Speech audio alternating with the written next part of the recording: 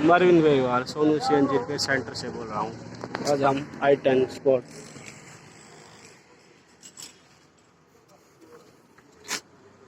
Brand i10 लेके आए हैं।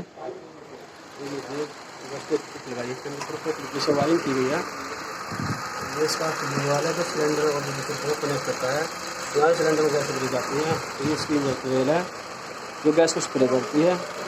फिर इसका मैप सेंसर है, टेम्परेचर, प्रेशर और इंटरमिटेंट तक ये इसी को सप्लाई करता है। और ये इसका रिमोट लगा हुआ है जो गैस का प्रेशर करके आगे पहुँच जाता है। उसका ये मीटर लगा हुआ है जो गैस कैसे कहते हैं, गैस का प्रेशर करता है। ये टेम्परेचर है और इसको ये इसी लगा हुआ है जो माइंड कहते हैं। इलेक्ट्रिकल प्रॉपर तरीके से वायरिंग की गई है। i10 ब्रांड है। देखिए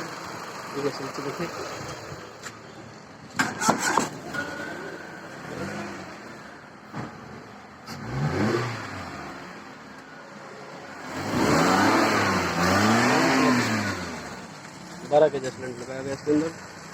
फिटिंग देखिए, सिग्नल भी ओके है, माइलेज भी अच्छी है।